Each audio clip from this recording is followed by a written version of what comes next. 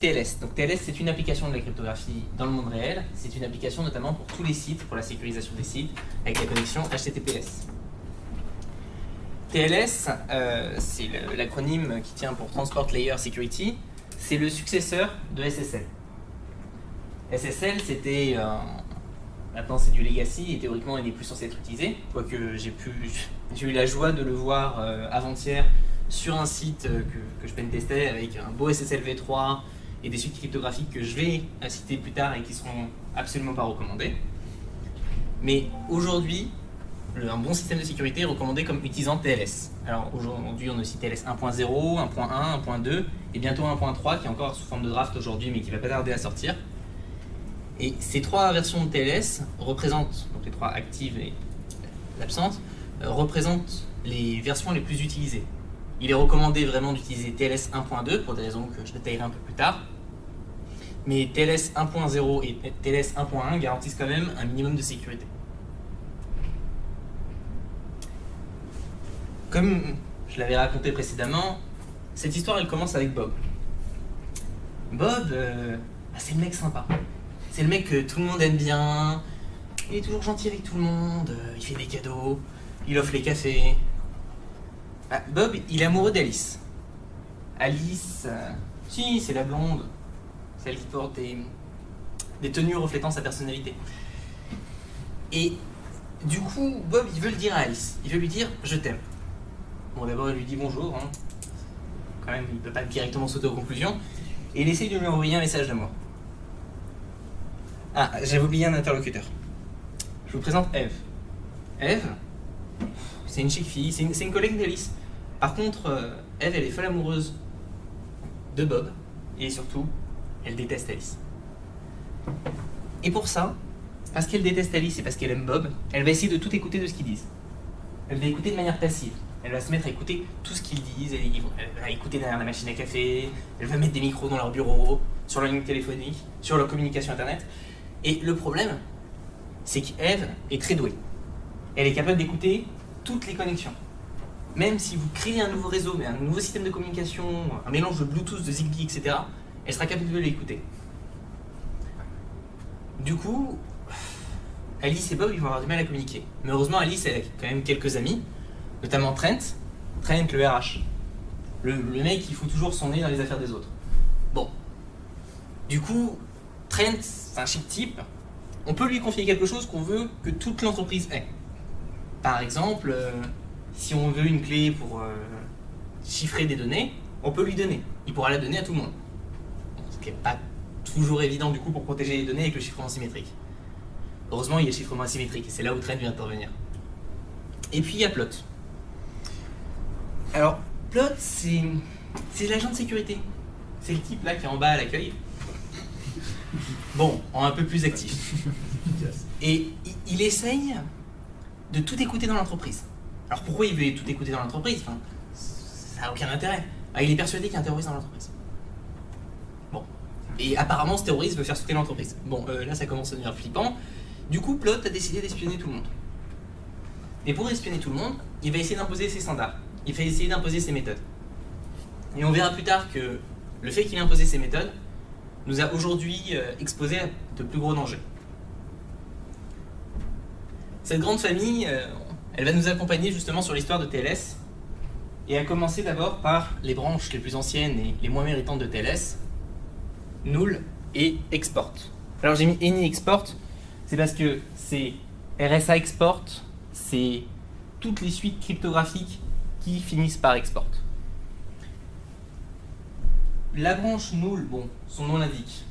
Null, c'est absence complète de chiffrement. Donc, il n'y a aucune sécurité, c'est une connexion TLS, mais sans signature, sans chiffrement. Enfin, pas grand intérêt. La branche Export, en revanche, c'est un coup de Plot. Plot s'est dit, bon, j'ai envie d'écouter tout ce qu'ils font, et surtout, j'ai envie d'écouter ce qui se passe dans les autres entreprises. On ne sait jamais, le terroriste pourrait venir des autres entreprises. Du coup, il a exporté à l'étranger, dans les autres entreprises, des suites cryptographiques faibles, les suites Export. Elles étaient à l'époque conçues volontairement pour pouvoir être cassées. L'objectif final était clairement de faire en sorte que si une suite Export était utilisée, Plot, bon, soyons honnêtes, Plot, c'est un alias. C'est le gouvernement américain. Donc l'objectif était que le gouvernement américain puisse lire toute communication qui était faite par des concurrents étrangers. Et pour ça, ils utilisaient les suites export. Ça a été imposé à coup de loi, ça a été imposé à coup de normalisation. Mais le problème, c'est que sur ce type d'utilisation, aujourd'hui, on les traîne encore dans une suite algorithmique. Et si les États pouvaient les casser il y a 20 ans, bon, même il y a 30 ans qu'ils pouvaient casser les suites export, que peut faire aujourd'hui un hacker avec un PC gamer? Il pourra péter la suite, enfin il pourra péter la sécurité, il pourra factoriser. Ce sont des clés d'une taille vraiment minimum, c'est 512 bits, je peux le casser avec cet ordinateur. Donc les suites export nous ont explosé et ont créé certaines attaques, notamment les attaques Logjam et Freak, qui toutes deux consistent à revenir en arrière pour utiliser une suite export. Heureusement, il existe quand même d'autres familles. Il y a la famille des RSA. Alors la famille des RSA, pour ceux qui se rappellent de la conférence précédente, c'est une petite famille qui consiste en un chiffrement asymétrique. Le chiffrement asymétrique permet à la fois ici d'échanger le secret et à la fois de signer l'échange. Comment ça va se faire? Très simplement, le client va envoyer un message au serveur. Le message qu'il va envoyer au serveur sera la clé, la base de la clé, qui va être utilisée pour la session. Le client envoie en chiffrant avec la clé publique du serveur. Cet envoi réalisé, le serveur peut le déchiffrer, et seul le serveur étant en mesure de déchiffrer cette clé, le client saura que c'est bien le serveur avec lequel il communique, puisqu'il s'agit de la clé publique du serveur. Bon, le problème avec ce type de système, c'est que si la clé publique, clé privée est cassée, enfin si la clé privée plutôt est cassée, ça expose tous les échanges passés. On verra plus tard qu'il existe d'autres suites cryptographiques qui permettent de protéger ce type d'échange. L'autre problème, c'est qu'on peut envoyer qu'une petite taille de clé, enfin, de manière à laisser une empreinte faible sur le réseau. Avec RSA, on ne peut envoyer qu'un petit volume. Du coup, on envoie une petite taille qui s'appelle le pré-master secret, et non pas finalement cette clé qui va servir pour la session. Et ce pré-master secret, on va le dériver. Et c'est là la différence fondamentale qu'il y a entre TLS 1.0, 1.1 et 1.2. C'est que sur TLS 1.0 et 1.1, pour la dérivation, on peut utiliser MD5 SHA-1 ou toute suite ou toute hash, donc ce qui sera précisé à la fin de la suite cryptographique, ou tout hash qui sera précisé dans la suite cryptographique. Sauf que par défaut, ça sera SHA-1 et MD5. Ce sont des algorithmes qui ne sont pas Jojo. Du coup, on recommande de ne pas les utiliser. Malheureusement, dans TLS 1.0 et 1.1, c'est inclus de base dans le protocole. Dans 1.2, le minimum pour la dérivation de la clé, ça sera d'utiliser du SHA-256, qui du coup permettra d'éviter davantage les collisions. Il existe du coup deux familles, le RSA simple et le RSA PSK. Le RSA PSK en fait a une particularité, c'est que en plus donc, de cet échange avec clé publique, clé privée, le client et le serveur partagent un secret commun, le PSK, Pre-Shared Key, et ce PSK va être utilisé pour signer entre guillemets l'échange sur l'origine du client. C'est-à-dire que là, on saura que la personne qui a initié la connexion connaît son secret. Et si elle connaît le secret, c'est théoriquement qu'elle est autorisée. Voyons un peu mieux comment fonctionne ce type d'échange. Toujours Bob, Alice et Trent. Bob veut envoyer un message à Alice. Donc Alice étant le site en l'occurrence. Il n'a pas encore contacté Alice, il ne connaît pas encore, il lui a pas encore parlé, il ne connaît pas sa clé publique. Du coup, il va demander, il va par contre avoir la clé publique de Trent. Du coup, il va se connecter à Alice et va lui dire coucou. Je supporte tel protocole de chiffrement. Donc les différents protocoles, ce sont les TLS, RSA, TLS, Diffie-Hellman, etc. qui sont listés tout au fur et à mesure de cette conférence. Il lui envoie ça. Il peut aussi lui envoyer, nous avons déjà discuté auparavant, il peut lui envoyer énormément d'informations dans le clientèle. Il va lui envoyer les paramétrages de la connexion. S'il lui envoie nous avons déjà discuté auparavant, ça va restaurer une session qu'ils ont déjà eue auparavant. Et Alice lui répond, ok, alors tu supportes ça, moi je supporte ça. Des fois, le serveur d'ailleurs répond directement je supporte uniquement cette suite cryptographique, ça dépend de l'implémentation. Je t'envoie mon certificat, donc à savoir ma clé publique, signée, donc chiffrée, avec la clé privée de Trent. Du côté de Bob, il va déchiffrer vu qu'il a la clé publique de Trent, et il va récupérer très facilement la clé, la clé RSA publique en s'assurant qu'elle est authentique. Là, ça nécessite d'avoir confiance en Trent. Si Trent devient rogue, si Trent décide de trahir les intérêts d'Alice et Bob, à ce moment-là, il sera en mesure de corrompre les, enfin, de distribuer de faux certificats, d'intercepter les communications, etc. C'est potentiellement ce qu'ont fait certains services de renseignement, français ou américains. Et également iraniens, chinois et russes. Faut pas imaginer qu'on s'arrête uniquement à l'Occident. Une fois cet échange fait, Alice finit par un serveur hello done. Donc ça, c'est un message assez standard. Du coup, Bob lui envoie, dans le client key exchange, Bob lui envoie la clé chiffrée. C'est-à-dire que la clé de le pré-master secret, il l'envoie chiffré avec la clé publique d'Alice. C'est ce qu'il y a dans le client key exchange. Le change cipher spec et le finished sont les messages qui vont initier finalement la communication. Change cipher spec étant un message qui, dans le cas présent, ne servira à rien, mais finished étant le premier message chiffré de la connexion. Si Alice n'est pas en mesure de déchiffrer ce message, elle arrête immédiatement la communication. Du coup, Alice répond exactement avec le même message, enfin le même bloc, et répond aussi avec un bloc chiffré. Et c'est à partir de ce moment-là où la communication vraiment commence. La clé de chiffrement symétrique a été échangée, et les deux participants peuvent échanger librement.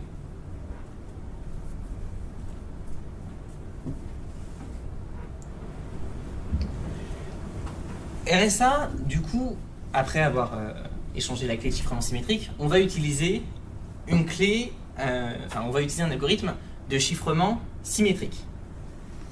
Voilà les algorithmes à ne surtout jamais utiliser. Pourquoi? Alors, tout d'abord parce que null, je l'ai déjà expliqué, ça veut dire aucun chiffrement. Donc là, la communication sera bien authentifiée, par contre, il n'y aura aucun chiffrement. Bon, ça ne sert pas à grand chose. Notre objectif, c'est quand même de protéger les données. RC4, c'est un peu plus drôle.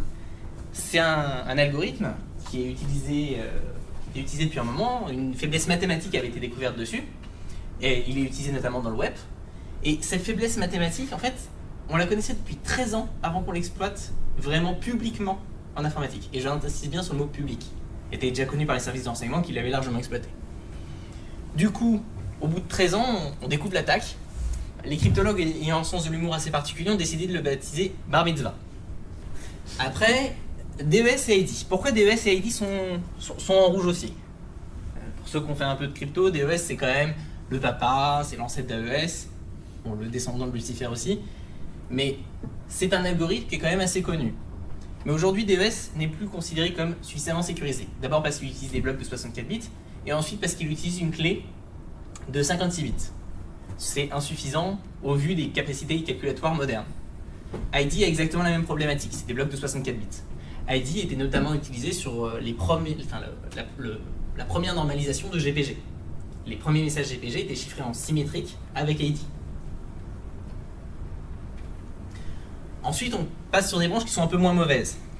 Alors, spoiler alerte, ce point de vue il va changer. Parce qu'il y a une attaque qui était connue depuis un moment d'un point de vue mathématique sur ces suites cryptographiques, enfin surtout celle du haut. Mais cette attaque n'avait pas été utilisée. Et cette année, on a officiellement son petit nom, elle s'appelle Suite 32. Le problème, c'est que 3DES, comme DES, utilise des blocs de 64 bits. Ce qui fait qu'avec un volume suffisant d'échantillonnage, pour être très précis, c'est dans les environs de 3,6 gigaoctets, on peut déchiffrer une communication DES. Alors vous allez me dire 3,6 gigaoctets, je passe rarement tout mon temps à télécharger 3,6 gigaoctets sur internet. Parce que 3,6 gigaoctets, bon, c'est un film en bonne qualité, mais ça peut être aussi le volume que vous passez quotidiennement sur Facebook. En admettant une session qui dure sur Facebook, c'est avec la même clé qui est utilisée, et ça c'est souvent le cas avec de nombreux navigateurs, surtout Internet Explorer, il est possible, du coup, de casser ce chiffrement. Et le nec plus ultra, c'est qu'on ne casse pas par rapport à la clé, on ne casse pas la clé, on n'obtient pas la clé. on obtient le texte clair sans obtenir la clé. Simplement parce qu'on arrive à comparer deux ciphertextes, donc deux blocs chiffrés, et en les comparant, on se rend compte qu'ils donnent forcément le même résultat, puisque bon, là, je passe les opérations, mais en gros c'est IV XOR chiffré égale IV XOR chiffré. Si on connaît les deux IV, puisqu'on les connaît forcément, surtout dans CBC, on obtient chiffré XOR chiffré. S'ils sont identiques, on obtient facilement le texte en clair qui est derrière. Du coup, voilà, on va arriver quand même sur des branches un peu plus standards, un peu plus familiales. AES 128 et Camellia 128. AES 128, il est recommandé par l'ANSI. L'ANSI affirme que AES 128, 128 étant la taille de la clé, est une taille suffisante pour protéger l'information. Cependant, le CNSA, donc les conditions particulières pour travailler avec la NSA quand on a un partenaire économique de la NSA, et le NIST recommande d'utiliser AES 256. Il faut prendre en compte ces dépendant pour une raison simple, c'est que AES 128, c'est bien selon les critères du gouvernement français, mais est-ce qu'on peut avoir confiance aussi dans les critères d'un gouvernement? De même, CNSA, ça sera le gouvernement qui interviendra derrière. Est-ce qu'on peut avoir confiance là-dessus? Globalement, la réponse, c'est essayons d'utiliser le mieux. C'est déjà un minimum et ça permet d'assurer une bonne sécurité. Ensuite, Camellia. Pourquoi Camellia est à ce niveau-là de sécurité? Alors, je passe la partie technique. Camellia, c'est basé sur un réseau de Feichtel. Les réseaux de Feichtel, c'est des réseaux qui ne se basent pas non pas sur comme les AES sur des box de substitution et de permutation, mais qui se basent eux-mêmes sur leur propre permutation via des sous-blocs. Ouais, là j'ai perdu tout le monde là-dessus. Globalement, l'idée c'est que c'est un algorithme différent de AES et que Camellia est recommandé par le standard, alors pas le standard américain, pas le standard français, pas le standard européen, si je reviens sur ce que je viens de dire, il est recommandé dans le standard européen, mais il est recommandé aussi par le standard japonais Crypterec. Alors ce qui est aussi très intéressant avec Camellia, c'est qu'il a disparu des navigateurs les plus récents aujourd'hui. Dans un effort de normalisation, on essaie d'utiliser uniquement les mêmes suites sur tous les grands navigateurs. Mozilla et Chrome font partie de cette initiative. L'autre point intéressant, c'est qu'il utilise comme algorithme de hachage SHA. SHA, j'en ai parlé tout à l'heure. Il ne doit plus être utilisé. Enfin, sous sa forme initiale, à savoir SHA1, ne doit plus être utilisé. Du coup, toutes les formes de Camellia sont considérées comme dépréciées à cause uniquement de l'algorithme de hachage. Alors pour pallier à ce problème, en 2013, la RFC 6367 a apporté de nouvelles implémentations de Camellia, avec même, au lieu de CBC, GCM, je reviendrai plus tard sur ce qu'est GCM, et SHA-256, SHA-372.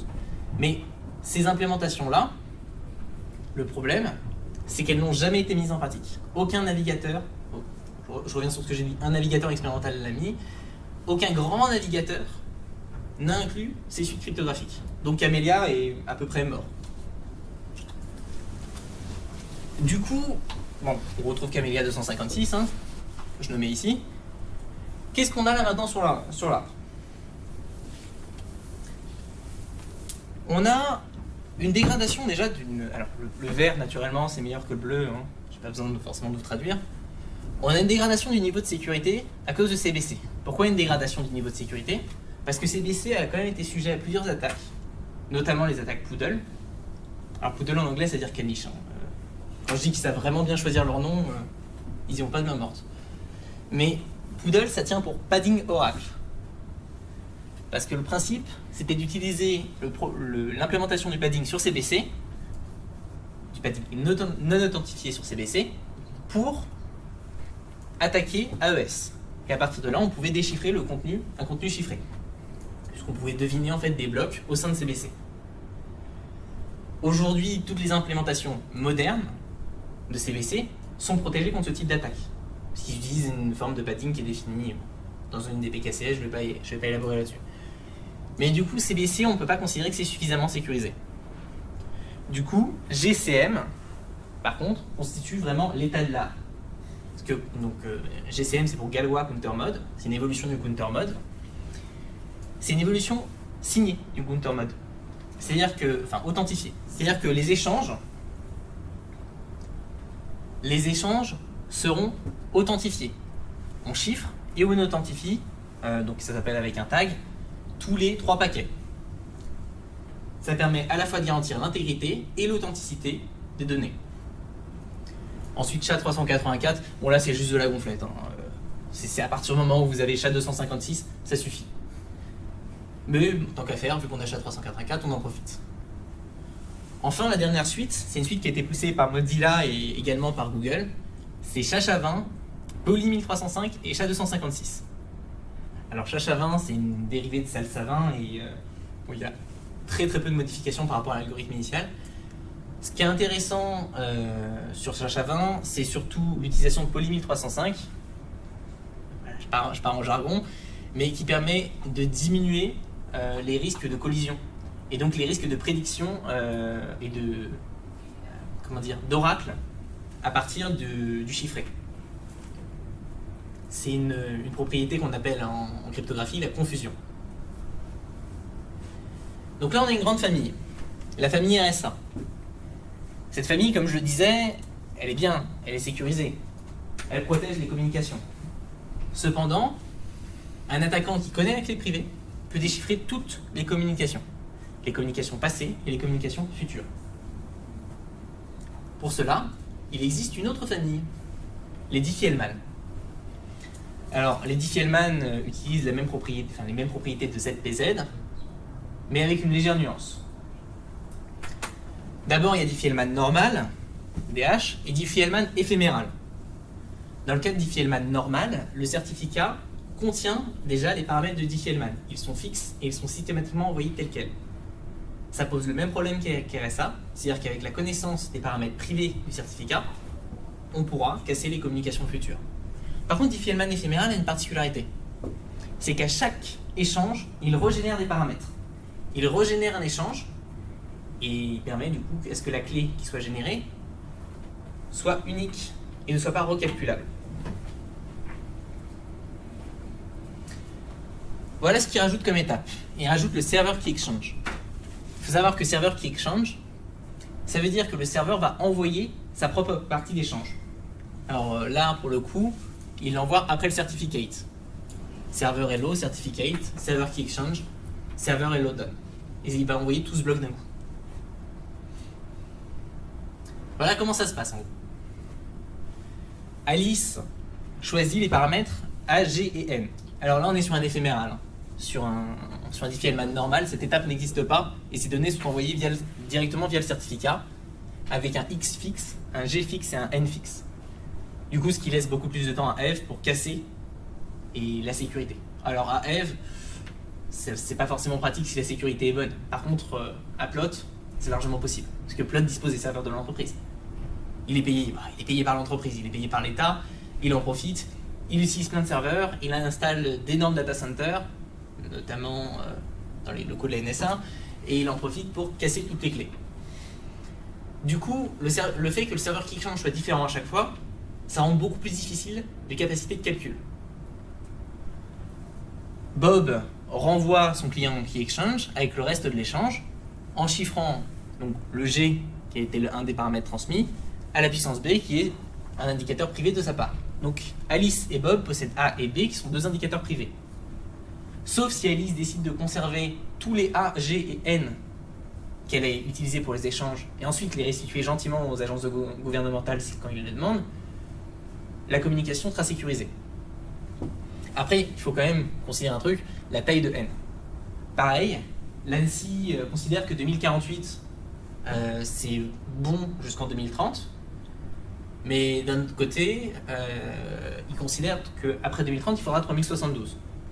Le CNSA et le NIST, eux, disent 4096. C'est des tailles qui sont très différentes l'une de l'autre. La recommandation, encore une fois, c'est de choisir la plus importante. À partir de ces échanges, donc, la clé, le pré-master secret, est encore générée. Encore une fois, ce sera le pré-master secret qui sera généré, et non pas le master secret. Là, le problème, c'est que sur ce type d'échange, on l'a vu la dernière fois, qu'est-ce qui va se passer si F se place au milieu? Si F se place au milieu, elle va intercepter les communications d'Alice et Bob, se faire passer pour Bob pour Alice, et se faire passer pour Alice pour Bob. La sécurité réside donc dans la signature de ces échanges. À l'issue de l'échange, les paramètres de l'échange sont signés avec la clé privée d'Alice, et comme ça, Bob peut être sûr qu'il communique bien avec Alice. Du coup, on se retrouve avec de nouvelles suites cryptographiques qui sont très limites. Enfin, on les retrouve basées sur l'échange précédent. RSA Export. RSA Export, du coup, intervient ce coup-là dans la signature du Diffie-Hellman.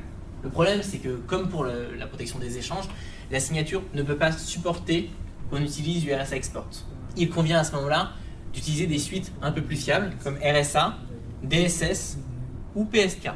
La fiabilité de PSK, bien sûr, sera discutée un peu plus tard, mais l'idée, c'est globalement d'avoir des suites qui protègent, qui garantissent une certaine sécurité. La suite Anon veut dire que l'échange Diffie-Hellman ne sera pas signé. Là, c'est sur le standard. Naturellement, sur l'éphéméral, il est complètement impossible de ne pas signer. Parce que sinon, il n'y aurait pas de communication du tout. Ensuite, dans les chiffrements symétriques, on retrouve nos amis DES, RC428 et Null. Il faut noter un détail particulier, c'est que quand ils ont créé Diffie-Hellman éphéméral, ils l'ont associé avec les suites qui étaient déjà présentes pour Diffie-Hellman.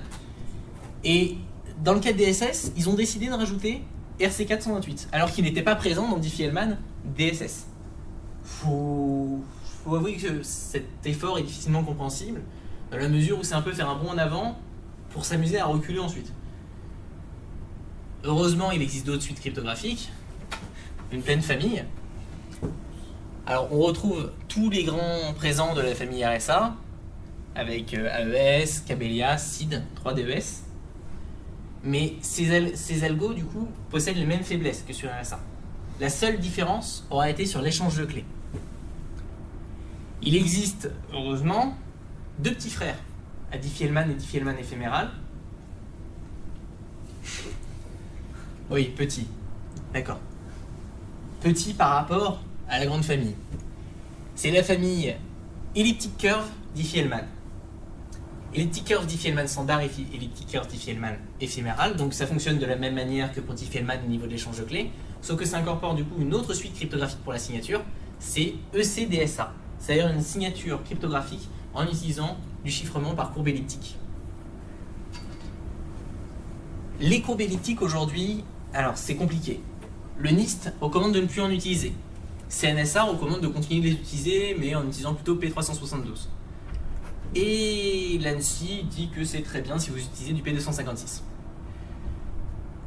Là, il y a quand même une grosse différence par rapport à toutes les autres recommandations. J'aurais tendance à dire qui peut le mieux doit le faire. C'est que sur les courbes elliptiques, c'est plus ou moins une application nouvelle. C'est-à-dire qu'on l'a découvert en 88, mais on a commencé à les appliquer dans les années 2000. Et il est possible qu'on n'ait pas toutes les faiblesses qui sont dessus. RSA, on connaît les problématiques de factorisation qui protègent, mais pour les courbes elliptiques, on ne connaît pas forcément toutes les problématiques des groupes. D'autant que les courbes elliptiques à la base avaient comme objectif de remplacer RSA et Diffie-Hellman suite à la problématique des ordinateurs quantiques qui pourraient apparaître, sauf qu'ils sont aussi exposés par les attaques par ordinateur quantique. Du coup, aujourd'hui, on se pose de grosses questions sur comment les remplacer. Et Google a lancé une initiative, il y a maintenant à peu près un an, de rajouter CECQ1 dans les suites cryptographiques. C'est une suite encore expérimentale, elle ne sera pas figurée ici, mais c'est une suite qui est dite post-quantum. C'est-à-dire qu'après l'apparition des ordinateurs quantiques, cette suite est censée résister aux différentes attaques. Pour le moment, ils n'ont toujours pas publié de compte-rendu sur le sujet, parce que c'est les seuls qui sont en train d'expérimenter ça sur leurs sites comme Google, Gmail, et je crois peut-être qu'ils l'utilisent sur YouTube, mais je ne suis pas sûr à 100%. Parce que ça pourrait être intéressant de toute façon sur un flux de performance. L'idée, c'est que toutes ces suites présentes ici, à la fois RSA et Diffie-Hellman, sont des suites qui seront exposées à partir du moment où les ordinateurs quantiques commenceront vraiment à faire un énorme bond en avant. Au CCC de l'année dernière, ils n'étaient pas très optimistes et ils envisageaient que ça serait d'ici 2030. Du coup, la recommandation de l'ANSI de passer au 3072 à partir de 2030, elle tombe un peu à l'eau, puisque quelle que soit la taille, ça sera cassé. Du coup, c'est relativement problématique, et c'est pour ça que les grands, comme Mozilla, comme Chrome, et des fois, quand ils se réveillent un peu, Internet Explorer, participent à un effort commun pour améliorer les suites de chiffrement. C'est notamment comme ça que Chacha20 est apparu.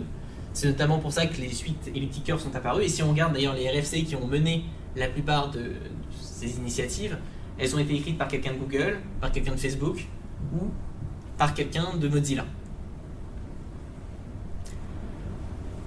Ensuite, on a les 3 petits derniers de la famille. Enfin, alors, petits derniers, non, c'est parmi les plus anciens.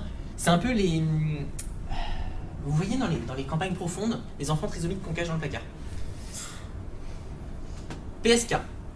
Du coup, PSK, c'est une problématique qui concerne surtout l'embarqué. Sur l'embarqué, faire des opérations comme RSA ou Diffie-Hellman, c'est extrêmement coûteux. Parce que, oui, ça nécessite des calculs énormes et c'est pas toujours évident à embarquer.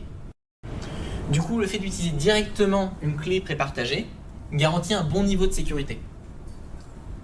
Alors, garantit un bon niveau de sécurité par rapport aux conditions particulières des systèmes embarqués. Oui, on peut faire du reverse, on peut flasher l'EEPROM, on peut faire ce qu'on veut.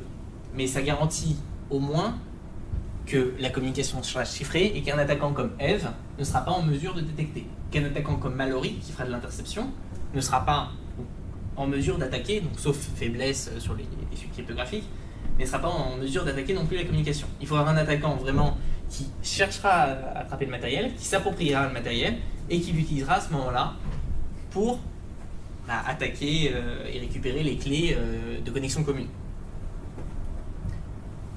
Ensuite, SRP-SHA. Alors là, c'est tout orange, c'est pas forcément extrêmement lisible, mais l'idée c'est que SRP-SHA fonctionne ou avec une signature, via RSA ou DSS, ou sans signature, en utilisant directement les blocs 3DES, AES 128 ou AES 256. Pourquoi est-ce que tout est en orange alors que RSA, AES 256 et CBC sont quand même, je l'ai dit, au moins niveau standard? Tout simplement parce que l'algorithme d'échange de clés à la base, SRP-SHA, qui est basé sur en gros un échange de username mot de passe, eh ben, il utilise SHA pour son intégrité et pour réaliser les hash durant les opérations mathématiques. Or, SHA, comme on l'a dit, doit être considéré aujourd'hui comme déprécié. Depuis 2014, l'ANSSI se bat pour qu'on le fasse disparaître. Étonnamment, le NIST non. Toujours la même problématique des débats. Mais on ne peut pas considérer du coup que cette suite cryptographique, toute suite cryptographique commençant par TLS et SRP-SHA, soit considérée comme sécure.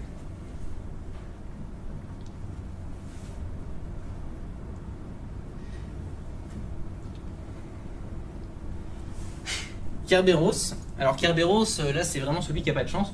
Comme je l'ai dit, 3DS va certainement passer dans le rouge dès l'année prochaine. C'est celui qui finalement n'aura pas d'héritier. C'est basé sur l'algorithme Kerberos, donc sur les échanges sur Windows. On envoie un ticket, on envoie son ticket Kerberos, et ça sert comme pré-master secret. Sauf que le problème, c'est que les algorithmes de chiffrement symétrique qui sont derrière, c'est RC4, DES, ID et 3DES. Et ces 4 algorithmes présentent des risques assez importants. Donc ça veut dire que si quelqu'un arrive à coder Kerberos, enfin à rajouter à Kerberos une connexion avec un SHA 256 ou voire plus, Kerberos pourrait avoir une moitié. Alors déjà, le problème de base, c'est plutôt le chiffrement symétrique dedans. Du coup, je vais revenir un peu en arrière. Le problème, c'est plutôt le chiffrement symétrique. Là, on sait tout juste si on atteint la branche des chats, c'est simplement parce que sur le schéma, les branches dépréciées sont quand même déroulées jusqu'au bout. Sauf que, comme je l'ai dit, ça sera des branches dangereuses bientôt. Si quelqu'un effectivement implémente ça, oui, cette branche pourrait être utilisée parce que l'algorithme Kerberos est quand même considéré comme solide.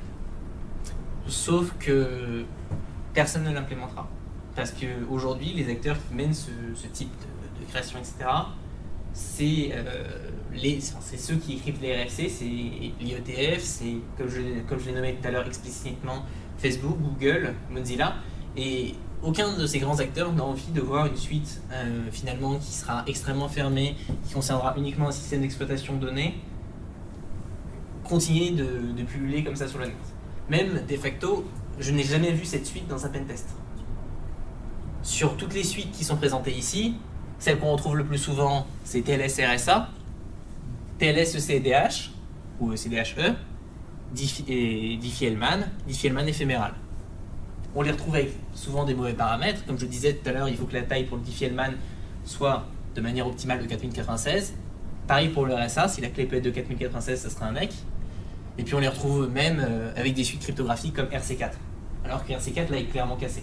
Même avec des petits volumes de données, il est très facile de déchiffrer le contenu. Du coup, est-ce qu'il y a des questions? Kerberos, c'est pas pas mal utilisé dans les mails sur certains serveurs un petit peu outdated, mais...